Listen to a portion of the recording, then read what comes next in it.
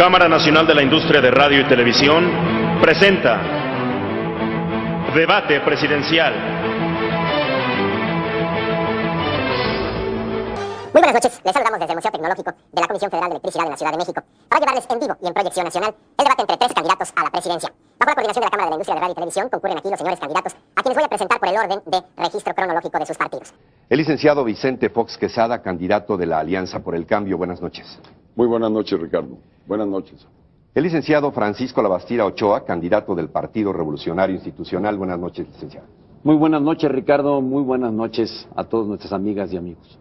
Y el ingeniero Cuauhtémoc Cárdenas Solórzano, candidato de la Alianza por México. Buenas noches, ingeniero. Buenas noches, Ricardo. Muy buenas noches a todos los que nos ven y escuchan esta noche.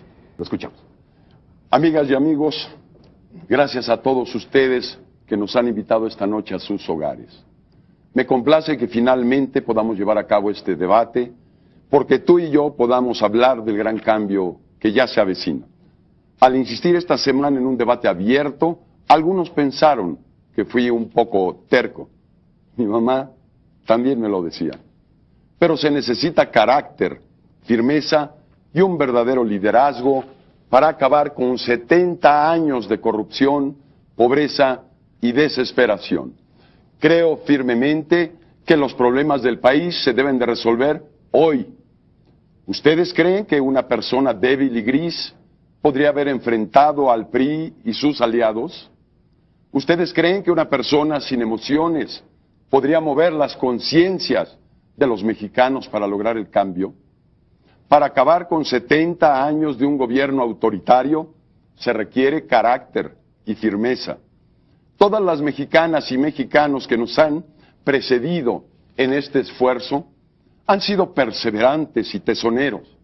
Recordemos el movimiento estudiantil del 68 y la perseverancia de Rosario Ibarra en su lucha por los desaparecidos políticos, el tesón panista en su batalla por la democracia de los últimos 60 años, la manifestación del silencio de Cloutier y la marcha de la dignidad de Nava, la lucha del Frente Democrático Nacional y los actos de grandeza de Heberto Castillo. El camino ha sido largo y difícil. Estamos llegando al final gracias a que millones de mexicanas y mexicanos han superado con firmeza, con carácter y un poco de terquedad los desafíos del autoritarismo priista. Quienes han construido México han sido ustedes, la mayoría de los mexicanos. Son ustedes los que deben entonces disfrutar de los beneficios del crecimiento económico. Por ello, propongo no solo consolidar lo que hemos logrado y avanzado en el país, sino hacer cambios para que la justicia social esté presente. Cambios muy concretos. Educación de calidad. Salud al alcance de todos. Combate de fondo a la corrupción. Lucha sin cuartel al crimen, la inseguridad y la impunidad en todo el país. Un gobierno honesto y eficiente. Atención a los desvalidos, a los minusválidos, a la tercera edad, a las mujeres, para crear en el país condiciones reales de igualdad. El PRI ha convertido a nuestro país en una fábrica de pobres y de problemas. Hay una pobreza que golpea hoy a 68 millones de mexicanos. Los salarios de 1982 para acá han perdido el 75% de su poder adquisitivo, solo 25% en este gobierno de Zedillo. 10 millones de mexicanos por lo menos han tenido que abandonar el país para irse a buscar la vida en los Estados Unidos. El 10% de la población, una pequeña parte, concentra hoy el 40% del ingreso, mientras el 70% de la población apenas recibe el 33%. Si alguien sufre una injusticia, no hay a quien recurrir con seguridad y respeto. Choca uno con la prepotencia, con la arbitrariedad. La justicia tiene precio. La economía lleva casi 20 años estancada. Cuando crece, como está sucediendo en estos tiempos, crea desequilibrios porque la economía se ha manejado sin interés en el país y porque solo quienes la han manejado están buscando el lucro personal.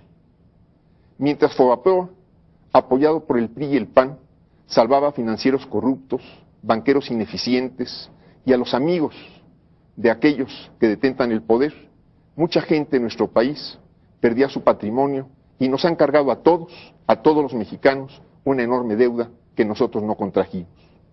No ha habido voluntad del gobierno para resolver el conflicto de Chiapas. Y por otro lado, hay brotes de violencia y de inestabilidad en distintas partes del país. La igualdad social es la esencia de nuestro proyecto de nación, es nuestra meta prioritaria, es el objetivo máximo a alcanzar. Cuando pensamos en igualdad social, siempre pensamos en los problemas de pobreza. Yo creo que también tenemos que pensar en otros grupos, en otros sectores que tienen condiciones que requieren de la atención especial de la sociedad, del Estado y del gobierno. Tenemos que pensar en los minusválidos, en los grupos indígenas, en los niños de la calle, en todos aquellos grupos que requieren la atención especial de toda la sociedad. No hay una palanca más poderosa para atacar la desigualdad que la educación. Por ello planteo un cambio de fondo en la educación para tener educación de calidad en todos los niveles. Empezar por preescolar, agregando un año, haciéndola obligatoria para el gobierno, incorporar en la educación primaria conceptos fundamentales como la dotación de alimentos al mediodía para los niños, no solo desayunos escolares, sino también darles de comer a los niños al mediodía, porque un niño que tiene el estómago vacío con dificultad puede aprender. Fortalecer el aprender, el conocimiento de nuestro idioma, de la lengua nacional, del español, de las matemáticas, fortalecer mucho los valores de la familia, los valores individuales, los valores cívicos, el conocimiento de la historia patria, incluir dentro de las materias que hoy solo se dan parcialmente el fortalecimiento de la educación deportiva, de la cultura musical y desde luego también agregar nuevos conocimientos como son laboratorios de idiomas de inglés y de computación. Producir muchachas y muchachos que sepan manejar el teclado de una computadora, aunque no sepan qué escribir con él ni en inglés ni en español. Una educación para todos y de calidad es el eje de nuestro proyecto nacional. Una educación donde lo que importe sea la gente y no los instrumentos. Aumentar el ingreso de los maestros, por lo menos al equivalente a 6 salarios mínimos, escuelas de tiempo completo, abrir la posibilidad en los contenidos educativos para que nuevamente haya un contenido científico, humanístico en nuestra educación, para que los niños puedan tener interés en la lectura, en profundizar sus conocimientos, en la investigación. Diría que el PRI, el régimen, tiene obligación de atender el problema de los maestros que hoy estamos viviendo aquí en la Ciudad de México. Es el PRI el responsable de que tengamos estos conflictos en el Distrito Federal, conflictos que podían resolver los gobiernos priistas en los estados de origen de estos maestros. Esto es la falta de atención, la prepotencia con la que procede el PRI, la forma indebida como se atienden los problemas sociales, la falta de sensibilidad, y esto es lo que nos ofrece y lo único que nos puede ofrecer el gobierno de Francisco Labastida si es que él llegara a presidir los destinos del país. Sí, quisiera hacer alguna referencia a lo que señala Cuauhtémoc sobre el PAN en materia de educación y en materia de cultura. Yo quisiera decirle que cuando menos trabajamos y hacemos muchas cosas en esta materia. Él pasó por gobierno de Michoacán, pasó por gobierno de la Ciudad de México y no vimos nadie ningún esfuerzo en este sentido. Debo de reconocer su consistencia porque fue mal gobernador en Michoacán y resultó peor en la Ciudad de México.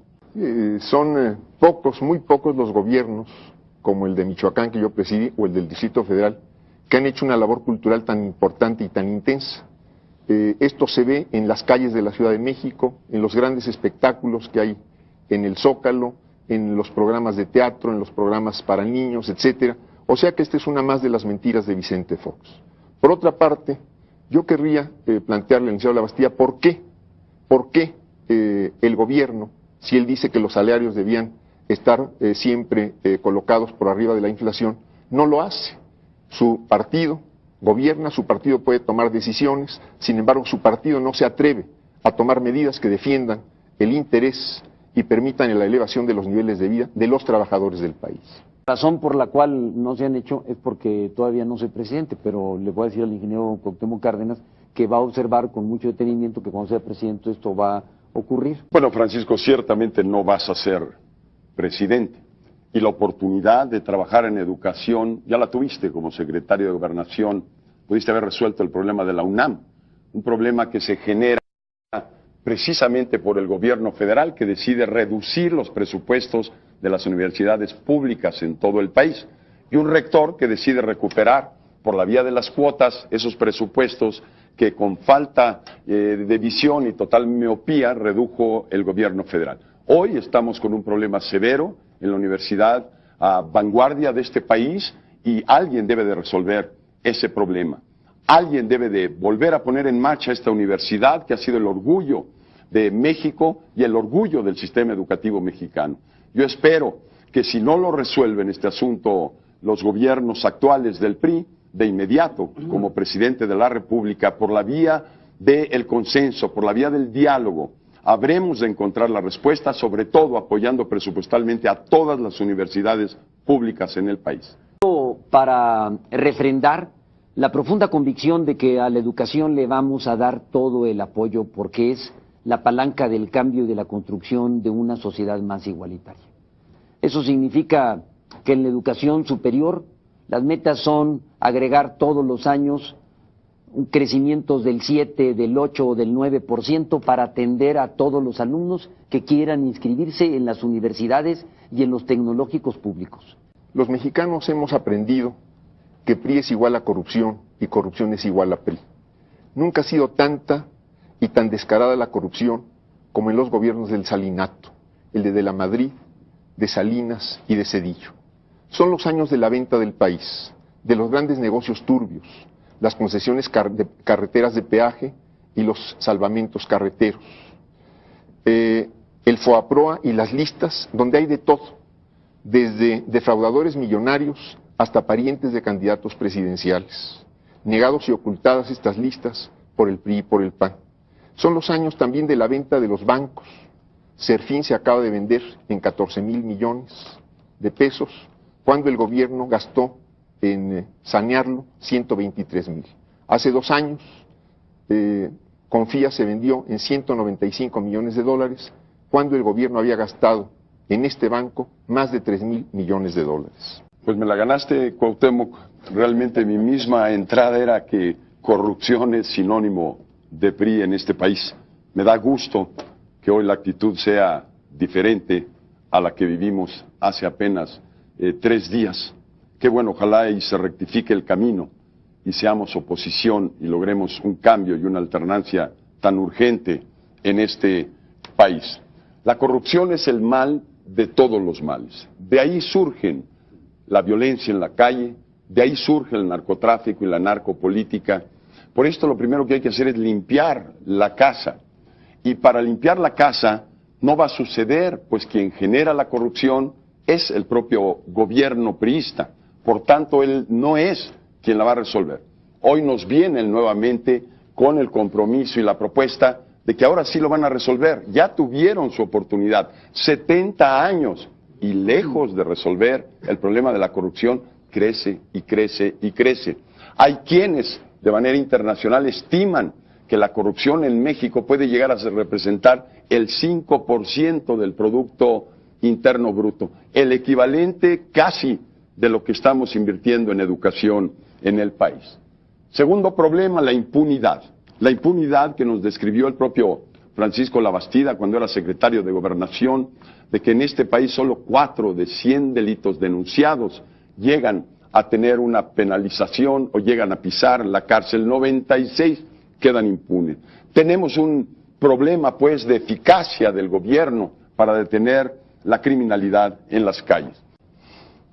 Ya tendremos oportunidad de debatir sobre estos temas cuando sea la oportunidad de ello en los 4 bloques de 1 minuto cada uno. Yo quisiera agregar en este momento algo importante. Estamos hablando de 3 temas muy ligados entre sí: seguridad pública, ¿qué es lo que les está preocupando más en este momento? Impunidad, que es el origen de ello, y corrupción, que está sin lugar a dudas ligado a los dos elementos y causa y origina buena parte de los problemas que tenemos en el país. No podemos atacar uno solo de los problemas sin solucionar los otros dos. Son caras de una misma moneda. Requiere un ataque frontal contra los tres elementos para que el país pueda avanzar. No es cierto que esto esté concentrado en un nivel de gobierno, ni es cierto tampoco que esté concentrado en algunas regiones del país. Los más altos índices de delincuencia en este momento están en Baja California, que es un estado que está siendo gobernado por el PAN desde hace 11 años. Tienen índices delictivos 4 veces más grandes de los que en promedio existen en todo el país. Y son índices delictivos competencia de las autoridades locales, del procurador y de las autoridades locales. Y el otro estado, la otra región que tiene un alto índice de delincuencia es el Distrito Federal, que sin lugar a dudas demostró el señor ingeniero Cárdenas que en la oposición es muy bueno, pero al gobernar no tuvo ningún éxito para combatir los problemas de criminalidad ni ningún otro problema en la Ciudad de México, como hoy se está observando con los grandes congestionamientos que ustedes están viendo, los amigos que nos ven aquí en la Ciudad de México. A mí me da mucho gusto que Vicente reconozca que le volví a ganar el día de hoy y también que reconozca que en el Distrito Federal, en el gobierno perredista, se combate la corrupción.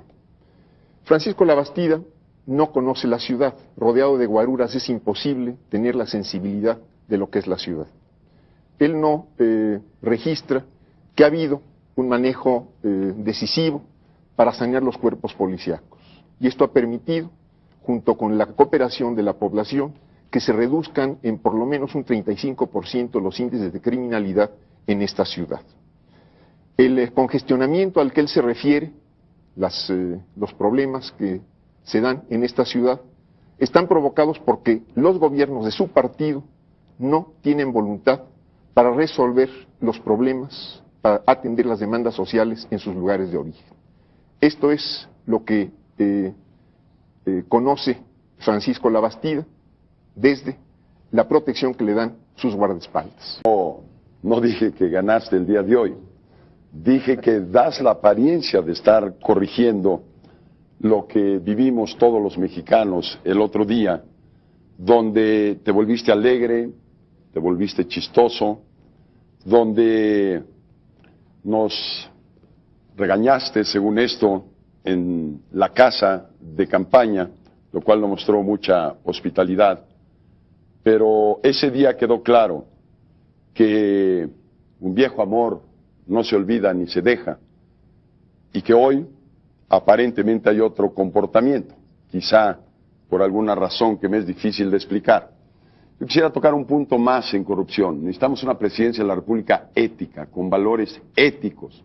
Si desde el liderazgo, si desde la cabeza se mandan señales claras y evidentes de que este herradero tiene que terminar, entonces empezaremos a corregir el camino. Lo que le sucedió a Vicente el martes pasado fue que cayó en sus propias mentiras y nada más. Yo no diría otra cosa. Y por otra parte, quienes han caminado juntos, Vicente, y tú lo sabes bien, son el PRI y el PAN y desde hace mucho tiempo. Cuando nosotros luchábamos por abrir la democracia, ustedes estaban apoyando al gobierno de Salinas. Ustedes han votado en el Congreso prácticamente todo lo importante junto con el PRI. Ustedes dieron marcha atrás a una reforma electoral, ustedes han apoyado el FOBAPROA juntos y han ocultado las listas, por más que tú digas que vas a pedir a tu partido que las abra, pues o no tienes influencia en tu partido, no te hacen caso ahí, o realmente es una mentira más de las tantas que tú cuentas todos los días. El que ha hecho el planteamiento más completo para combatir la inseguridad en el país ha sido el que está haciendo uso de la palabra. He presentado un programa con más de 50 acciones, desde crear la Secretaría de Seguridad Pública, fortalecer a los cuerpos policíacos, transferirle recursos a los gobiernos de los estados. Y les recuerdo, por cierto, que cuando me tocó ser secretario de Gobernación, aumenté al triple los recursos que le estábamos pasando a todos los estados para combatir la seguridad pública, entre ellos el estado de Guanajuato, a todos, y también al Distrito Federal, quien por cierto no se ha gastado todos los recursos. El FOBAPROA. A mí me parece que es indispensable que el FOBAPROA se aclare. Por esto, de nuestra parte, hemos decidido, los diputados de Acción Nacional y los diputados del Verde Ecologista, el traer aquí para que frente a toda la nación entreguemos aquí a Ricardo Rocha, para que si se juntan los otros 3 números clave para entrar a las listas del FOBAPROA, se pueda realizar. Estas 2 llaves de entrada al FOBAPROA no se las entrego a Cuauhtémoc porque no se las vaya a pasar a Francisco y después se nos pierdan en el camino. Entonces las voy a poner aquí en depósito contigo. Son las claves para entrar a las listas del FOBAPROA que diputados de Acción Nacional y diputados del Verde Ecologista han puesto a disposición del pueblo de México. Terminado. Gracias, licenciado. Perdón, seguía el ingeniero Cuauhtémoc Cárdenas. Bueno, a mí me da mucho gusto que finalmente los diputados de Acción Nacional nos hayan hecho caso, hayan entrado en razón y nos estén dando a conocer estas claves. Yo no veo cómo pueda combatir la corrupción un gobierno presidido por Francisco Labastida si él se identifica con Carlos Salinas. Esto es su escrito de 1992. Es claramente su identificación, la exaltación del gobierno de Carlos Salinas, y quien por ahí se identifica, pues no puede uno decir más que dime con quién andas y te diré quién eres. Yo tuve una relación con el licenciado Carlos Salinas como la tenían todos los gobernadores. En el 92 todos los mexicanos pensaban que él estaba haciendo un cambio positivo para el país. De hecho, la mayoría de los mexicanos pensaron que después del 92 es cuando viene el derrumbe de las acciones del gobierno. Pero yo nunca me reunía a solas con el licenciado Salinas, Cuauhtémoc, como lo hiciste tú. Yo nunca tuve ninguna reunión vergonzante con él. Reuní efectivamente con Carlos Salinas antes que fuera siquiera presidente electo. Esto es conocido por todo el mundo. Traté de que se limpiara la elección y de que tuviéramos un presidente legítimo. Pero creo que como nadie, y desde luego el que menos podría hablar en ese sentido es Francisco Labastida, me enfrenté al salinato, nos enfrentamos con toda decisión quienes formamos el PRD y nadie fue tan acosado como nosotros en esa época. Mientras él disfrutaba de este producto de la adulación que fue su embajada en Portugal y después simplemente se plegó oportunistamente a lo que es ese gobierno. Recibió beneficios y hoy está tratando de deslindarse, negando su propio pasado. Que si yo me fui a Portugal fue porque había amenazas directas en contra de mi vida y en la vida de mi señora.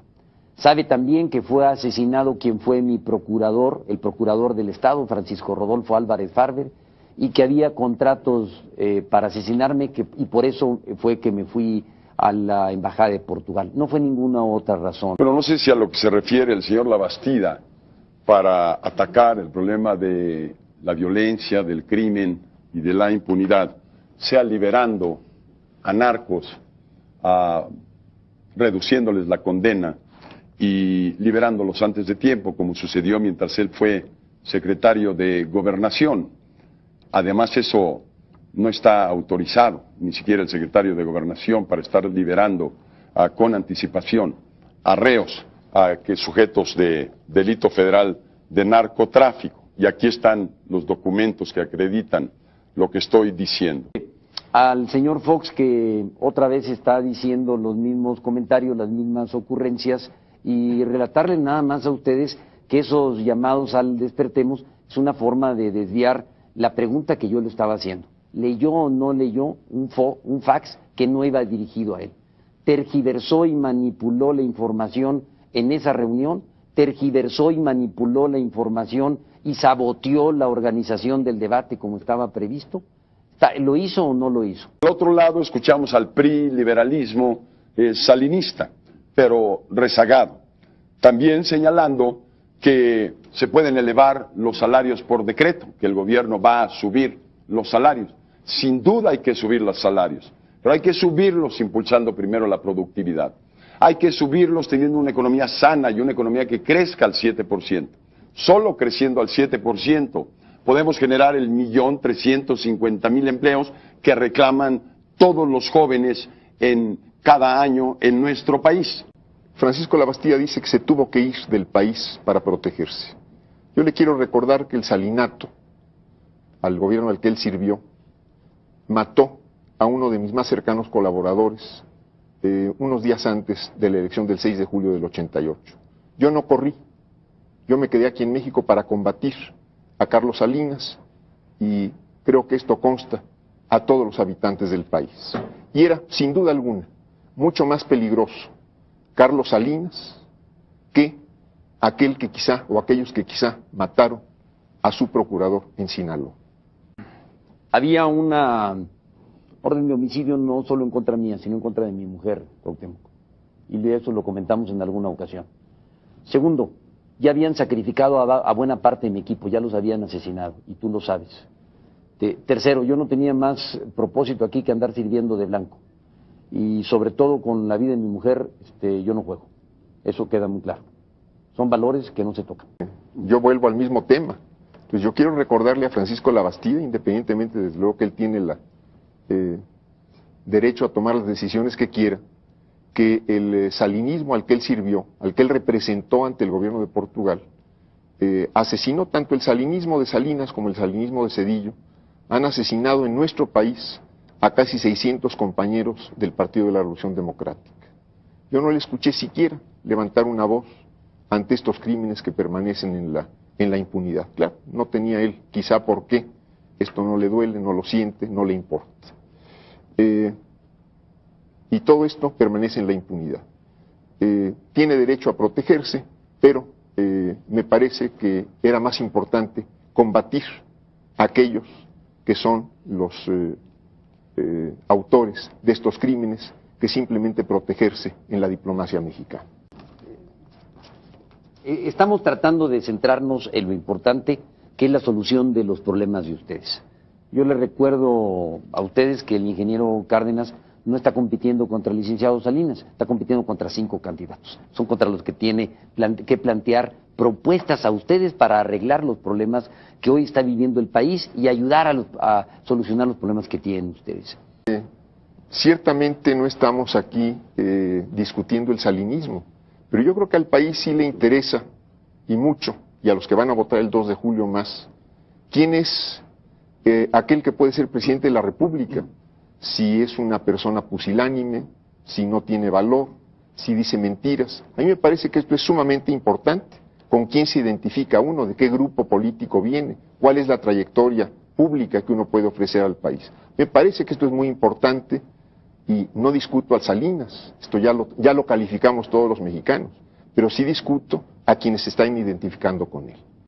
Cuando yo fui gobernador, en 2 ocasiones trataron de matarme. Nunca le quité ni un ápice a la prioridad en contra de la justicia y de la inseguridad. Tan es así que se redujeron en Sinaloa los índices delictivos como no se han reducido en ningún estado. Los robos bancarios pasaron de 36 a 3, se redujeron 90% en el espacio de 3 años. Ningún estado ha hecho una reducción de la criminalidad así. Nos sacrificaron a parte de la gente. A mí trataron de matarme yendo con mi mujer en 2 ocasiones. El déficit que está proponiendo el señor Fox significa pasar del 10, para no tener déficit, del 10 al 16% la carga fiscal. Eso implica subir en 60% los impuestos. ¿A quién le van a subir los impuestos en 60%? Yo creo que valdría la pena, señor Fox, que le explicara a los mexicanos cómo se los va a subir. Vicente Fox. Le estás neciando más que yo el martes, Francisco. No, estoy preguntando. Bastante necio estás hoy. Es que no has Parece contestado. que nada te convence. Es que no has contestado. Nada más quisiera que me lo expliques. Hemos crecido poco, hemos crecido sin repartir el ingreso y lo hemos hecho a costa de los recursos naturales. Es penoso la depredación, es penoso lo que ha pasado con el agua, con la tierra, con los bosques y con el aire en nuestro país. Es indispensable que crezcamos sustentablemente. Vamos a tener que asegurar un programa de crecimiento a través del cual protejamos y garanticemos estos recursos naturales. Necesita sin lugar a dudas no solo crecer con un modelo exportador. Ya consolidamos un buen nivel de exportaciones en México, pero tenemos que volver los ojos hacia adentro del país, pensar en nosotros mismos, pensar en que los 100 millones de mexicanos que somos deben de convertirse en 100 millones de consumidores, y para eso hay que elevar la capacidad adquisitiva de todos los mexicanos. Por eso propongo cambios en el modelo económico para crecer también hacia adentro, elevar mucho más empleo y que no se nos vayan lo más importante que tenemos en México, lo más valioso, que son ustedes, hacia el exterior, hacia Estados Unidos, a encontrar lo que no encontraron aquí en México. Agricultores en el país es la vía de salida para tener una economía democratizada, sólida y firme. Por esto, y entendiendo el problema del apalancamiento, de las fuertes deudas que pesan sobre cada una de estas pequeñas industrias, producto de ese quebranto monumental de diciembre del 94, que ciertamente fue culpa de Salinas y también de Zedillo, para rescatar estas empresas necesitamos inyectarles capital. Por esto vamos a reproducir sistemas de bolsas de valores a niveles estatales, inclusive a niveles de algunas ciudades, mesas de encuentro donde el ahorro y el capital permitan a estas micro, pequeñas y medianas industrias tener los fondos de capital y provocar su expansión y crecimiento. De otra manera, van a seguir atoradas, apergolladas por altísimas tasas de interés que tienen que pagar en crédito. Pero yo nada más plantearía la enorme duda de que pueda sacarse adelante al país, como dice Labastida, Francisco Labastida, con la misma gente que ha provocado las crisis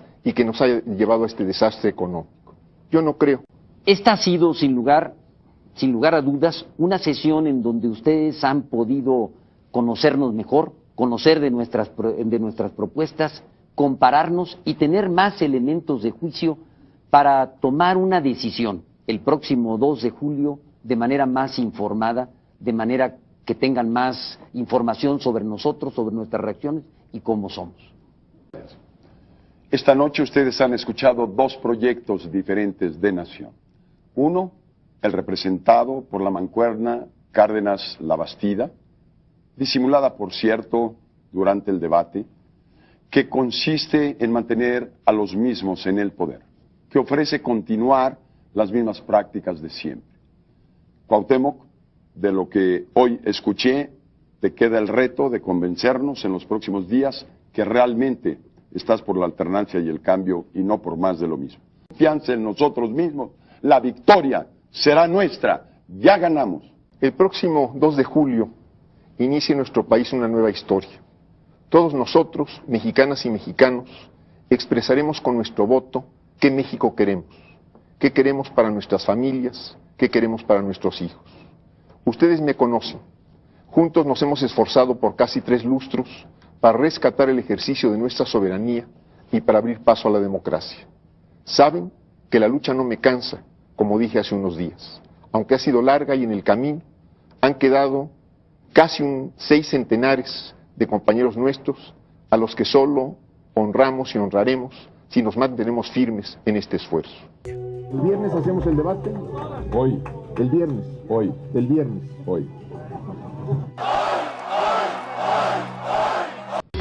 Debate presidencial. Decir el cambio soy yo es lo más viejo que existe en la política mexicana. Hágase la voluntad en los bueyes de mi compadre, que se haga para los secretarios de Estado, pero no para él. Me ha llamado la atención que hoy no me haya agredido Vicente Fox con los adjetivos que últimamente he utilizado. En las últimas semanas me ha llamado chaparro, me ha llamado mariquita, me ha dicho la vestida, me ha dicho mandilón, ha hecho señas obscenas en la televisión refiriéndose a mí, y a mí no es que eso me ofenda. Mi estimado señor Labastida, a mí tal vez se me quite lo majadero, pero a ustedes lo mañosos, lo malos para gobernar y lo corruptos no se les va a quitar nunca. Es el momento de darle una rosa a México. La voz de Fox se convirtió en el grito de guerra de una sociedad dispuesta a cumplir el sencillo mandato del candidato, sacar al PRI de los pinos. Y en efecto, Fox, el demócrata extravagante, lo logró con el 42.5% de los votos en las elecciones del 2 de julio. Fox tomó posesión de la presidencia con índices de popularidad muy altos. Las ciudadanas y los ciudadanos hemos acudido masivamente a votar, ejerciendo con gran convicción y entusiasmo uno de los derechos más preciados de la democracia, Hoy hemos podido comprobar que la nuestra es ya una democracia madura, con instituciones sólidas y confiables, y especialmente con una ciudadanía de gran conciencia y responsabilidad cívicas. Hoy ha quedado acreditado ante propios y extraños que la nuestra es una nación de hombres y mujeres libres que solo creemos en los medios de la democracia y de la ley para procurar el progreso y la solución de nuestros problemas. Hace un momento me he comunicado telefónicamente con el licenciado Vicente Fox para expresarle mi sincera felicitación por su triunfo electoral. Protesto guardar y hacer guardar la Constitución política de los Estados Unidos mexicanos y las leyes que de ella emanen, y desempeñar leal y patrióticamente el cargo de presidente de la República que el pueblo me ha conferido, mirando en todo por el bien y la prosperidad de la Unión, por los pobres y marginados de este país, y si así no lo hiciere, que la nación me lo demande.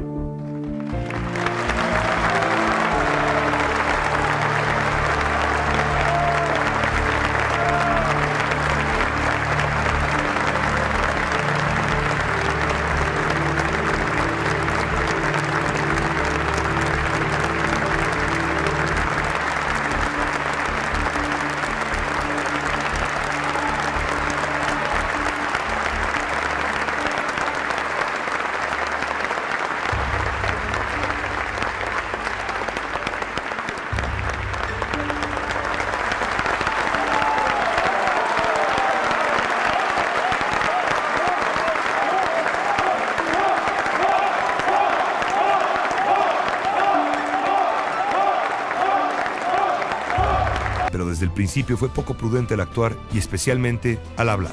Como candidato, Fox había sugerido que el problema del EZLN en Chiapas podía solucionarse con buena voluntad en 15 minutos. Pero el voluntarismo foxista chocó con la intransigencia. Las reformas constitucionales en materia indígena promulgadas en 2001 no consiguieron contentar a los rebeldes y sí recibieron muchas críticas por afectar el principio de igualdad entre los ciudadanos. Al cabo, el problema del EZLN quedó sin resolver. Poco después de su triunfo, Fox anunció que enviaría al Congreso una ambiciosa propuesta de reforma fiscal para incrementar sustancialmente la recaudación. La propuesta incluía gravar con el IVA los alimentos y las medicinas, hasta entonces exentas de ese impuesto. Sin contar con una mayoría de su partido en el Congreso, pero con buena aceptación ciudadana, Fox confiaba en que la popularidad que le había llevado a sacar al PRI de los Pinos forzaría a los legisladores a aprobar la reforma fiscal. No fue así. La reforma hacendaria del presidente fue rechazada en el Congreso por una aplastante. Junto con la reforma hacendaria, la gestión de Fox vería igualmente derrotadas sus principales iniciativas, las llamadas reformas estructurales en materia política, energética y laboral. El presidente propone y el Congreso dispone, resumió el propio titular del Ejecutivo. Controlada, alta inversión extranjera directa y crecimiento en turismo, pero con baja creación de empleo y un magro crecimiento del PIB. El 11 de septiembre de 2001, 6 días después de una visita oficial a México del presidente George Bush, los ataques terroristas en Estados Unidos cambiaron al mundo y las expectativas que se habían levantado sobre una gran reforma migratoria. La frialdad diplomática del gobierno mexicano hacia la tragedia de su principal socio tampoco ayudó. Por último, la negativa de México en la ONU para apoyar la intervención estadounidense en Irak como parte de su guerra contra el terrorismo alejó definitivamente a Fox del presidente Bush. En octubre de 2001, mientras la reforma migratoria se derrumbaba en Nueva York, un ambicioso plan de infraestructura parecía consolidarse en México. Se trataba del proyecto Texcoco, un moderno mega aeropuerto llamado a detonar la economía del Valle de México. La operación política del plan, sin embargo, se convirtió en su punto débil y al final en el motivo de su fracaso. En cuestión de meses, la resistencia de los ejidatarios mexiquenses de San Salvador Atenco a la expropiación de sus terrenos, combinada con una pésima negociación por parte del gobierno, condujeron a la renuncia total a ese proyecto. Desde los meses iniciales de su gestión, el presidente Fox confundió los asuntos públicos con los de su vida personal. Esta mezcla entre lo público y lo privado se revelaría en el apoyo implícito de Fox a las aspiraciones presidenciales de su esposa, Marta Sagún. Asimismo, el enfrentamiento personal entre Fox y el jefe de gobierno de la Ciudad de México, Andrés Manuel López Obrador, polarizó a la sociedad y abrió una brecha enorme entre ambas instancias de la administración pública. La noche del 2 de julio del año 2000, el triunfo de Fox había acabado con 7 décadas de monopolio en el poder. En el ocaso de su frustrado sexenio, su conquista más notable había sido la de aquella tarde histórica, sacar por fin al PRI de los Pinos.